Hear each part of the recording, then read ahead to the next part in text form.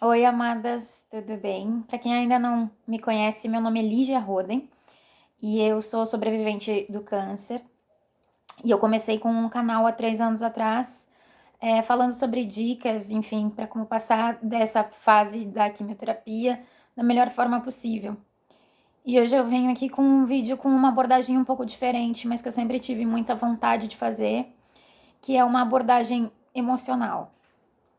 Porque eu acho que muitas vezes muitas coisas não são faladas, ou muitas vezes as mesmas coisas são faladas de forma repetitiva, e aquilo só mexe num pequeno pedaço da nossa cura, e a gente precisa mexer muito mais fundo se a gente quiser curar de verdade.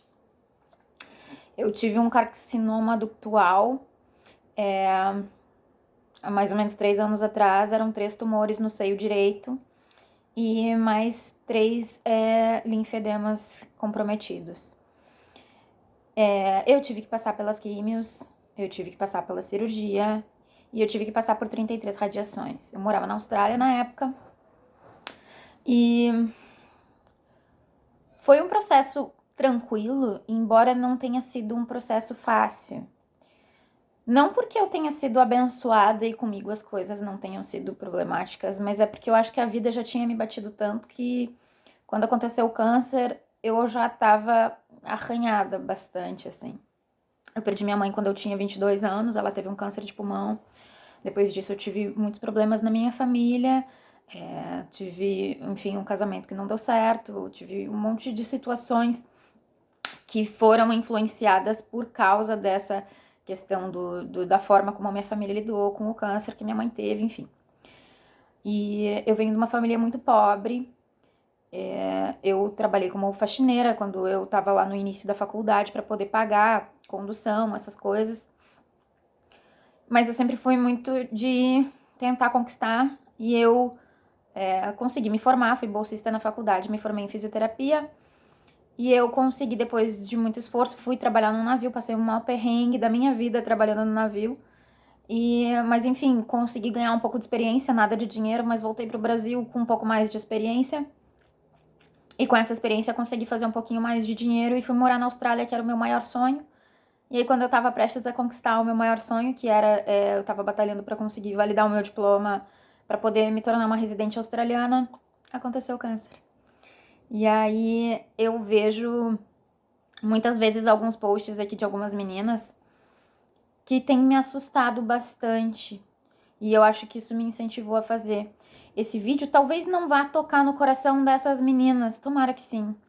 Mas eu espero que toque no coração de muitas outras que se abalam, porque eu penso que se eu, que já tô bem, que já tô tranquila, me abalo ainda com esses posts, eu acredito que outras meninas que ainda estejam no processo possam se abalar muito mais. Eu vou começar falando um pouco mais sobre a minha vida pessoal, a minha vida íntima, que é uma coisa que eu nunca fiz, assim, abertamente. Mas, enfim, hoje faz 3 anos da minha cirurgia. Faz 3 anos que foi retirado todas as cicatrizes que tinham ali dentro. E não, o médico falou que não tinha achado nada. Antes de eu ter o câncer, logo antes, eu tava com uma vida muito bem estruturada. Eu morava numa cidade, namorava um cara que morava mais ou menos 2 horas da minha cidade, 3 horas da onde eu morava, porque na minha cidade para eu ir poder pegar a condução para ele era mais ou menos 3 horas. Mas enfim, ele para mim naquele momento ele era o cara da minha vida, eu gostava muito dele. E ele terminou comigo um pouco tempo antes de eu descobrir que eu tava com câncer. E não foi só aquilo que me abalou muito, porque eu também não era assim, eu sempre fui muito prática, muito racional. Já tinha tido outros relacionamentos, aquele não foi o cara que eu mais amei, mas eu achei que tava dando certo. Aquilo me botou muito pra baixo. E aí eu já tava muito estressada, eu tive muitos problemas no curso que eu tava fazendo. As contas foram acumulando, eu tava com medo de perder meu emprego. E eu comecei num pânico, num medo, num estresse emocional, ia quase como me envenenar com aquilo ali. E eu me lembro que uma vez, um dia, alguma coisa não tinha dado muito certo. E eu pensei assim, por que que eu... Sabe, qual é a minha validade? Qual é o sentido de eu estar aqui nessa vida? E Eu me lembro que logo no comecinho, quando eu comecei a namorar esse meu ex-parceiro, ele morava muito longe, eu não podia me atrasar, porque se eu perdesse a minha condução, que era uma vez a cada 1 hora, eu perdia com certeza o outro trem, que demorava 2 horas pra chegar na casa dele, então eu acabava não vendo ele, eu só podia ver no final de semana, acabava perdendo muito tempo, sem ficar com ele. E eu me lembro que numa das vezes que eu fui, eu tava me atrasando, e quando cheguei na esquina da rua onde eu morava, eu vi que eu tava sem a minha chave, eu tive que voltar correndo com mala, com tudo, porque eu tinha que sempre levar coisa pra passar o final de semana. E eu me lembro que eu tava muito puta comigo, assim, desculpa o palavrão. Tava muito estressada comigo. E eu fiz uma coisa que a minha mãe fazia em mim quando eu era muito pequena e fazia alguma coisa errada. Comecei a dar tapas na minha cabeça e falar assim, poxa, como tu é idiota, sabe? Quando veio o câncer, eu me lembrei dessas cenas, assim, e eu entendi. Isso é uma coisa que muitas de vocês podem não concordar comigo. Vocês não precisam concordar e vocês não precisam nem sequer traçar uma opinião, porque cada um tem a sua vida. Eu tô aqui expondo a minha. Eu entendi naquele momento, quando o câncer veio, que a forma como eu me tratava era a forma de alguém que queria se suicidar. Não porque eu quisesse morrer, porque eu não queria. Eu amava a vida que eu tinha mesmo, tomando esse pé na bunda. Ainda assim, eu gostava de morar onde eu morava, eu gostava de estudar onde eu estudava, eu gostava de trabalhar onde eu trabalhava, e não era uma pessoa assim. As pessoas me falam, poxa, Lígia, você é uma pessoa tão bem, tão pra cima, por que acontece com pessoas como você, por exemplo, se não é do emocional, sabe? Todo mundo fala que é do emocional, mas, poxa, acontece com tantas pessoas bacanas, assim, que parecem ser tranquilas emocionalmente como você. Como que isso acontece? Enfim, eu era muito legal com todo mundo, só que eu não era muito legal comigo mesma. E aí, uma hora essa conta chega. E eu acho que comigo, quando eu entendi que o câncer, ele foi um entender que algumas células minhas decidiram morrer porque algumas células minhas entenderam que era isso que eu queria. Eu não achava que tinha sentido pra mim estar ali. Eu achava que eu era uma idiota. E foi muito libertador e ao mesmo tempo foi muito triste entender tudo isso. E eu entendi tudo isso longe da minha família, porque eu morei de favor na Austrália, enfim, nesse período da quimioterapia eu não tinha dinheiro para pagar aluguel e eu tinha que pagar o tratamento, porque lá não é de graça. Não é que nem o SUS daqui. Enfim. E aí eu conversei com esse meu ex, mandei uma mensagem para ele, explicando o que estava acontecendo. E eu ainda era muito apaixonada por ele, eu ainda gostava muito dele. E ele me ligou pra saber como é que eu tava, enfim e tal. Me contou que a mãe dele tinha tido câncer também, que eu não sabia, que ela também teve câncer de mama. E ele me falou uma frase que foi um tapa na minha cara muito bem dado, que ele me falou assim. Ele perguntou se eu ia ter que fazer cirurgia, se eu ia ter que fazer a retirada da mama. Falei que não, que só ia tirar um pedaço, foi o quadrante. E ele falou assim: ah, que bom que não vai ser que nem aconteceu com a minha mãe, que teve que tirar a mama toda, porque deve ser difícil ser nova e se tornar um alien.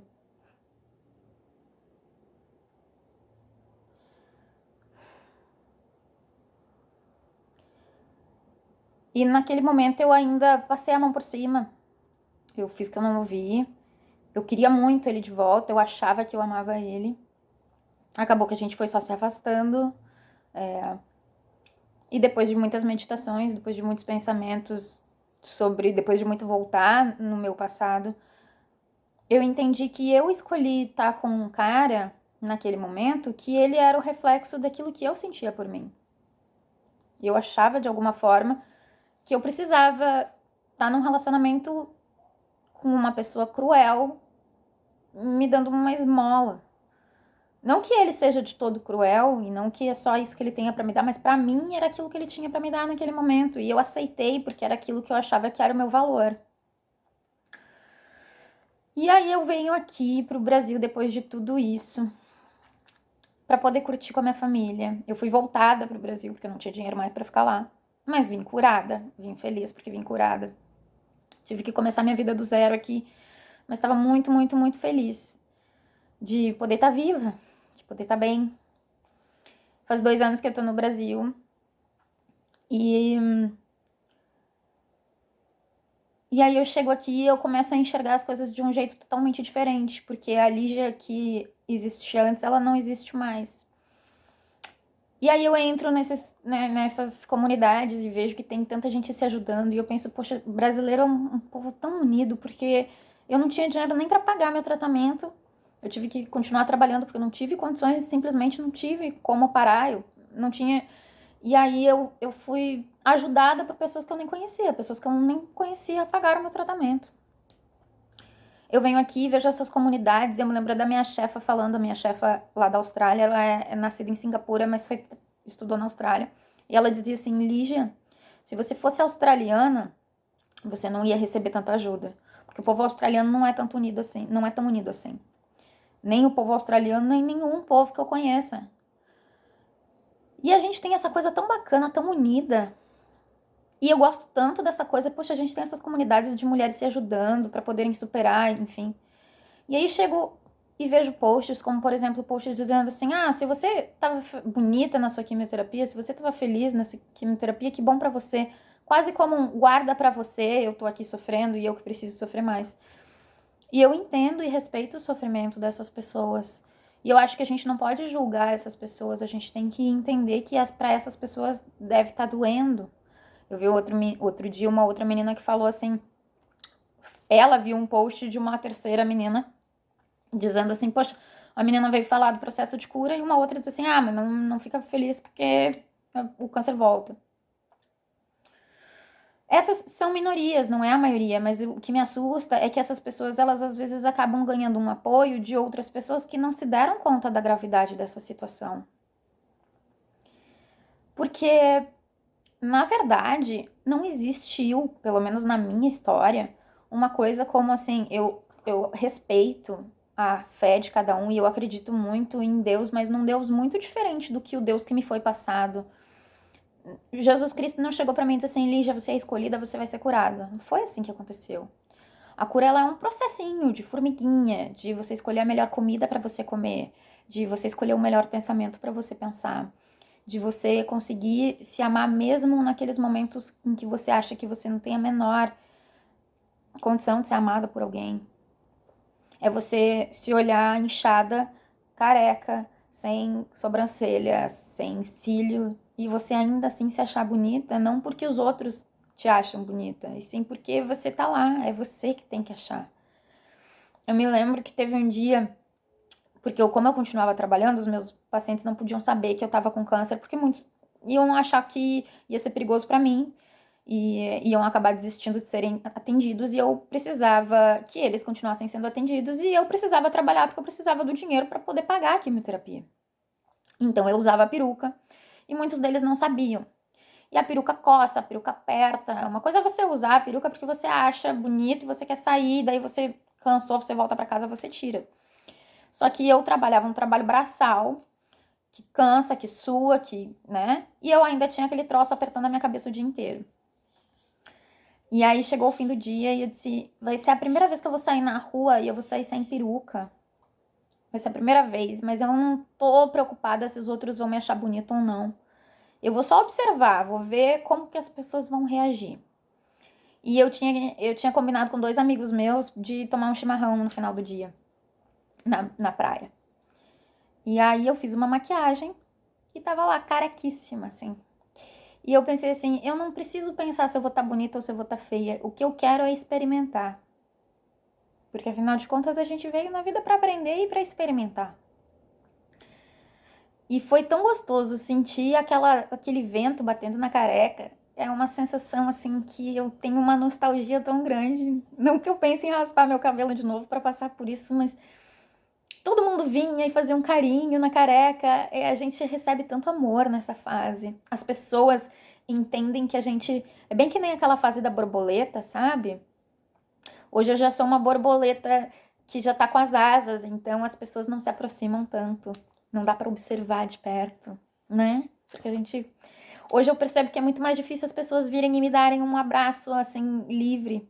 Eu recebia tanto mais carinho nessa fase pra ver, e não era pena. De algumas pessoas era, mas na maioria não. E eu me lembro que quando eu cheguei, eu tava maquiada, só que careca. E eu tava com esses dois amigos. E eu já tinha percebido na ida no ônibus que as pessoas me olhavam diferente, enfim, mas eu não tava muito preocupada com. Eu tava experimentando aquela cena. E eu cheguei na praia e tinham esses dois amigos. E foi um divisor de águas, porque um olhou pra mim com uma cara de pesar, com uma cara de coitadinha, com uma cara de putz, o que tá acontecendo? Que merda, sabe? E eu não julguei. E eu não julgo. Eu acho que ele tava no direito de sentir o que ele sentiu e ele expressou o que ele sentiu. E o outro, ele abriu um sorriso tão lindo, e ele veio e me abraçou e disse assim: Lígia, eu nunca. Pode ser estranho o que eu vou te dizer agora, mas eu nunca te vi tão linda.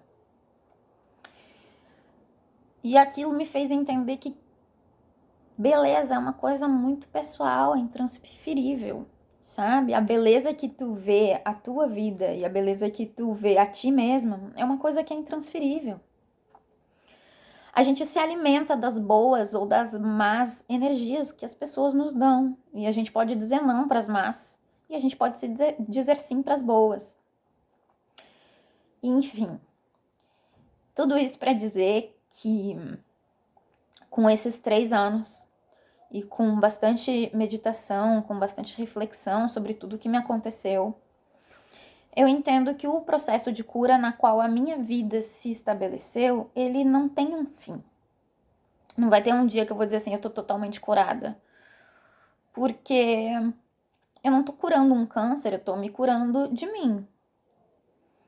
Eu tô sempre aberta para aprender.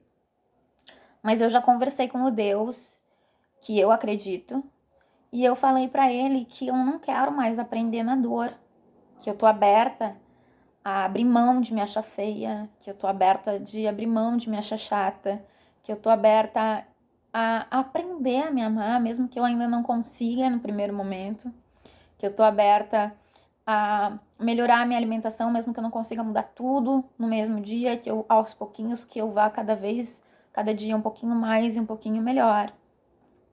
Que eu tô aberta a mudar a minha forma de pensar a mim mesma e a minha forma de pensar o mundo. Que eu tô aberta a perdoar as pessoas que não quiseram e que não puderam ficar no meu caminho porque elas não tinham estrutura emocional e talvez não tinham maturidade para isso. Eu aprendi a amar esse meu ex-namorado como uma pessoa que precisa mais de amor do que ele tem para dar, ao invés de ficar com raiva e de ficar com ódio e de ficar magoada, porque a vida é curta demais pra gente se perder magoando, entendeu? E hoje, com esses 3 anos de cura física, porque quando foi isso que eu ouvi do médico, ele disse que eu fui o caso mais remarcável que ele já teve, ele nunca teve um caso que o curou tão rápido. Mas é que eu acho que eu já vim curando o câncer antes dele se materializar no meu corpo. E quando ele se materializou no meu corpo, já eram anos em que eu vinha tentando me amar mais. E que eu vinha tentando me aceitar mais. E quando isso aconteceu, eu já estava no processo de cura quando a doença se materializou. Então não é porque eu fui escolhida ou porque eu tenho algum privilégio, é porque eu prestei mais atenção. E a atenção é uma coisa que todo mundo pode prestar. A gente precisa se prestar mais atenção.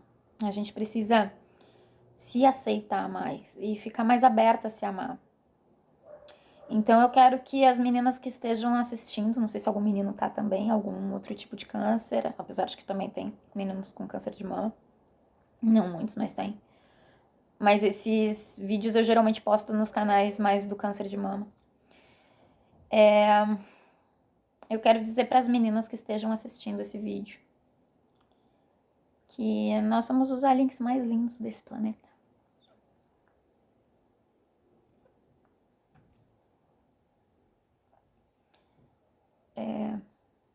Eu sei que é difícil, que às vezes a gente se sente injustiçada, porque a vida é injusta. Eu sei que dói, e que às vezes a gente se sente sozinha, e que as pessoas ao redor não entendem. Mas a dor é uma bengala, A gente gosta de se apegar nela porque parece que ela nos dá valor, né? Você não sabe o que eu sinto. Ninguém sabe. Você também não sabe o que as outras pessoas sentem. Para as outras pessoas que estão ao redor da gente também é difícil. Para algumas é tão difícil que elas nem sequer conseguem ficar. E tudo bem. A gente tem que aprender a ser forte. Mas, por outro lado, tem tanta gente que gosta da gente, que mostra pra gente a nossa beleza quando a gente não vê, que mostra pra gente o nosso valor quando a gente não sente ele. Que hoje eu queria dividir o meu pedaço de bolo com vocês, porque hoje é o meu 2º aniversário, né? Eu acho que depois dessa história toda eu me dou o direito de comemorar 2 aniversários por ano. Hoje é o meu 2º aniversário. E eu queria dividir um pouquinho do meu processo de cura com vocês, porque eu tenho certeza que vai tocar o coração de alguém que precisa. E quando o nosso amor toca o coração de alguém que precisa, o gosto é melhor do que chocolate. E eu quero que no futuro outras meninas também possam estar aqui onde eu tô, dividindo e compartilhando a história delas com outras meninas, para que a gente consiga construir uma cura que não seja só minha, uma cura que seja nossa. Fiquem bem.